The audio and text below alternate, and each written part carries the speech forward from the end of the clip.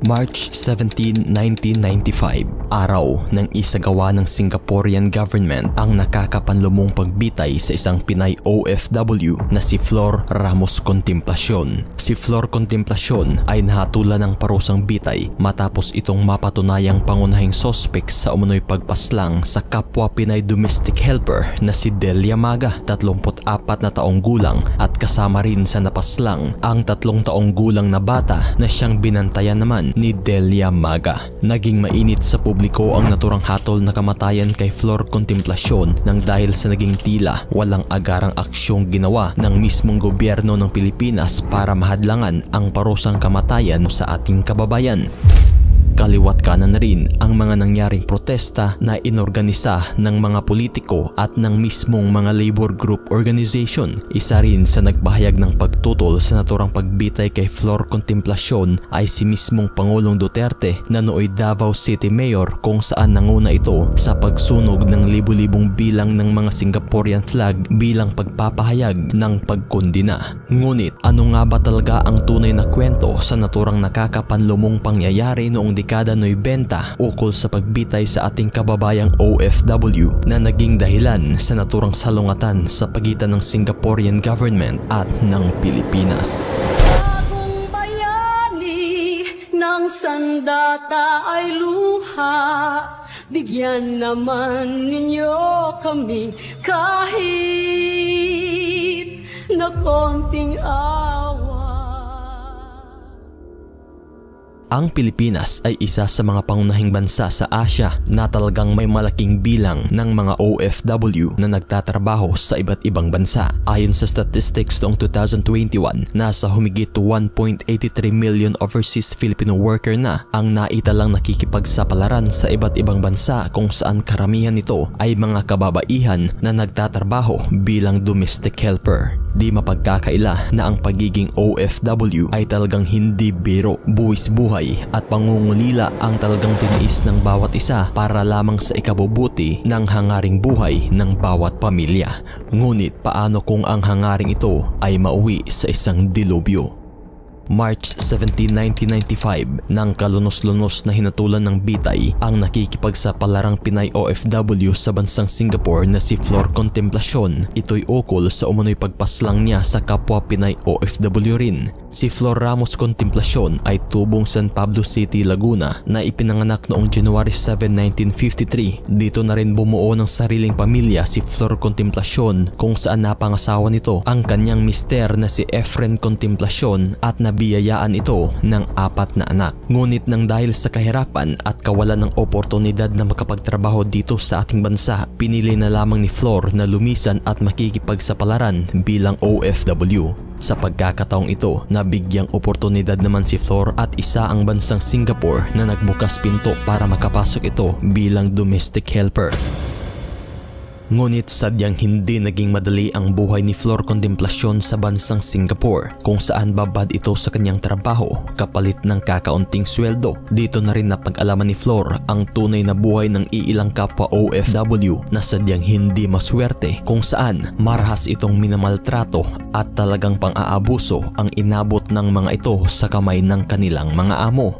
Ngunit hindi ito naging hadlang kay Flor Contemplacion. Lakas loob pa rin itong kinampanan ang pagiging isang domestic helper, alang-alang sa pangarap ng kanyang pamilyang iniwan sa Pilipinas. Pero ang masakla kung saan sa likod ng hangar nitong maiahon ang kanyang pamilya sa kahirapan, tila ba hindi pumabor ang kapalaran kay Flor Contemplacion nang mahuli nitong tigas mukhang ng babae ang kanyang mister. Kung kaya't sa likod ng hangar nitong maiahon sa hirap ang pamilya, talagang puot at pangungulila na lamang ang naging sumbalik ng lahat. Bagay na mas itinuos pansin na lamang ni Flor ang lahat ng sakripisyo para sa kanyang mga anak, alang-alang sa kinabukasan ng mga ito.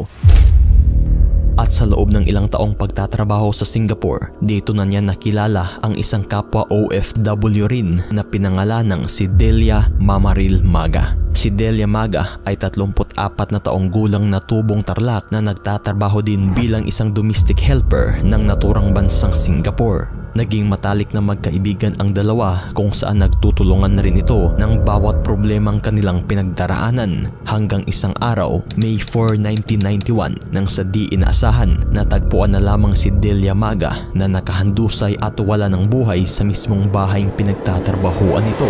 Bukod kay Delia, kasama ring nasawi ang 3 taong gulang na bata na kinilalang si Nicholas Wang na siyang binabantayan ni Delia kung saan nakasubsob ito sa tubig sa mismong CR ng bahay nang matagpuang wala ng buhay. Sa laysay ng amo ni Delia Maga, wala umano siyang mapaghihinalaan kung sino nga ba ang suspect sa naturang krimen. Kung kaya't nang magsagawa na ng imbestigasyon ang mga kapulisan, hinalubhob nila ang lahat ng kagamitan ng biktima at dito natagpuan ang isang diary ni Delia Maga kung saan napasama dito ang pangalang Flor Contemplacion. Dito na ikinasa ng mga kapulisan ang agarang pagsasaliksik upang tuntunin kung saan nga ba namamalagi ang personaheng nagngangalang Flor Contemplacion, at nang matunton at nasa kustodiya na ng mga otoridad si Flor Contemplacion, hindi ito nag-alinlangang umamin at sinabing siya umano ang gumawa ng krimen na ikinasawi ni Delia Maga at ng 3 taong gulang na bata na si Nicholas Wang. Ayon sa inilabas na pahayag ng mismong Singaporean investigator, May 4, 1991, nang magtungo umano si Flor sa bahayng binagtatrabahuan ni Delia upang maghatid ng isang bagaheng puno ng pasalubong. Ipapasabay umano ni Flor ang bagaheng ito kay Delia na ng mga panahong iyon ay nakatakda ng umuwi sa Pilipinas si Delia bukas kinaumagahan. Ngunit ayon pa, tinanggihan umano ni Delia ang bagaheng gustong ipadala ni Flor Contemplacion nang dahil tila may kabigatan ito.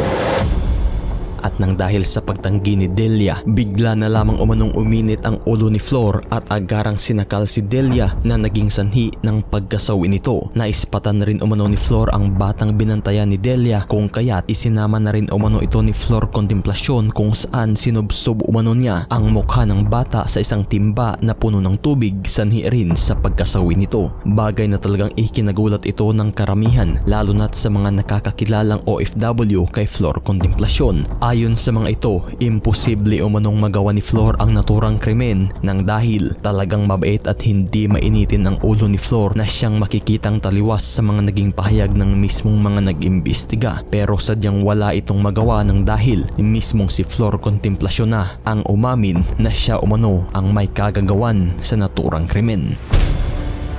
Ngunit tila ba may lumutang na 2 bersyon sa naturang pangyayari. Ayon sa isang bersyon, nagkataon lamang umano na sa panahong iyon ay nagkaroon ng epileptic attack ang batang binabantayan ni Delia kung saan naging sanhi ito sa pagkasubsob sa tubig, at nang matagpuan ni Delia na wala ng buhay ang bata, agaran umano nitong tinawagan ang kanyang amo at ipinaalam ang pangyayari. At nang malaman ng amo ni Delia ang pangyayari, hindi umano ito nakapagpigil at sinakal si Delia hanggang malagutan ng hininga na naging sanhi sa pagkasawi rin nito. Ngunit sa likod ng bersyong ito, talagang pinanigan pa rin ng korte ang naging pag-amin ni Flor na siya umano ang gumawa sa naturang krimen. At nang dahil sa patuloy na pag-amin ni Flor bilang suspect sa nasabing krimen, nang sa di inaasahan, January 29, 1993, pinatawan ng parusang kamatayan si Flor Contemplacion sa pamamagitan ng pagbitay. At nang dahil sa masaklap na kapalarang nakapatong sa ulo ni Flor, kaliwat kanan ang mga nangyaring protesta dito sa Pilipinas ukol sa pagtutol ng parusang bitay na ipinataw kay Flor Contemplacion. Hindi rin nakatakas sa mga pagpuna at kritisismo ang kapabayaang ginawa ng mismong embahada ng Pilipinas sa bansang Singapore. Ito'y sa kadahilanan na talagang hindi umano nagbigay ni kahit konsol man lang ang naturang sektor sa bawat pagdinig ng kasong kinakaharap ni Flor Contemplacion. At sa loob rin ng 4 na taong pagkabilanggo nito, talagang 9 na beses lamang dinalaw ng representative ng Philippine Embassy sa Singapore si Flor, at talagang wala rin ni isang abogadong binigay ang naturang sektor. Pawang mga volunteer lamang na mga abogado ang mayroon si Flor na galing pa sa Pilipinas na ipinadala ng mga labor group organization na tumutol sa naturang hatol. Bagay na talagang walang kalaban-labang hinarap ni Flor ang naturang kaso.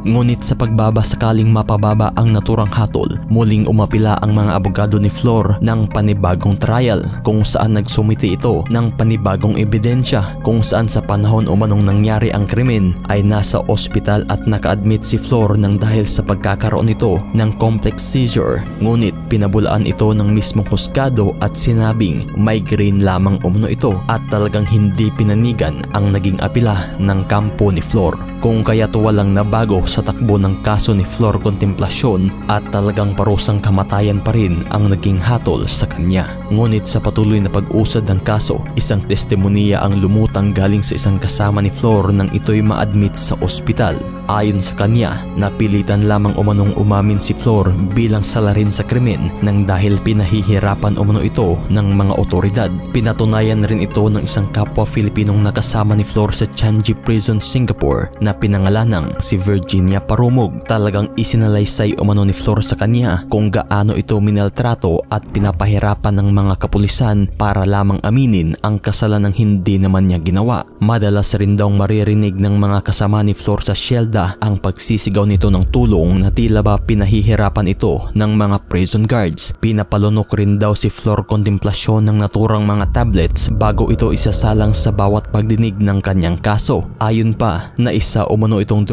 na nagresulta raw sa tila pagiging disoriented ni Flor na para bang wala ito sa tamang pag-iisip sa panahong isinagawa ang paglilitis sa naturang kaso. Ngunit ng linggo na lamang ang natira bago bitayin si Flor Contemplacion, tsaka na lamang umimik ang mismong Department of Foreign Affairs at ang mismong Embahada ng Pilipinas sa bansang Singapore. Ito'y nang dahil na rin sa palalang pag-usubong ng mga kaliwat kanang protesta na nangyari sa ating bansa na nagpapahayag ng simpatsya sa ating kababayan. Ngunit talagang sadyang huli na ang lahat na kahit pat sino'y Pangulong Fidel V. Ramos na ang direktang nakiusap sa gobyerno ng Singapore para iurong ang pagbitay, talagang tinanggihan na ito at hanggang March 17, 1995, araw na nakatakda kung saan tuluyan ng ipinataw ang mapait na kapalaran sa parusang kamatayan kay Flor Contemplacion sa pamamagitan ng pagbitay. Matapos ang ginawang pagbitay kay Flor Contemplacion, ipinadala naman ang kanyang labi pabalik sa ating bansa kung saan sinalubong ito ng pagdadalamhati ng ating mga kababayan. Kaliwat kanan rin ang naging protesta kung saan pinangungunahan ito ng mismong simbahang Katoliko na talagang tutol sa parusang kamatayan. Isa rin sino'y Davao City Mayor Rodrigo Duterte ang nangunang nagsunog sa bandila ng Singapore bilang pagpapahayag ng simpatsya at pagkondina sa ginawang pagbitay ng Singapore sa ating kababayan. Ang naturang kapalaran ni Flor Contemplacion ay isa lamang sa libo-libong bilang ng mga sumasalamin sa hirap na dinanas ng bawat OFW na nakikipagsapalaran at buwis buhay nangungulila para lamang mabigyan ng magandang buhay ang pamilya at para na rin maiahon ito sa hirap ng buhay. Ikaw, ano ang iyong komento sa naging hatol kay Flor Contemplacion? Comment down below para malaman ko na rin ang iyong panig.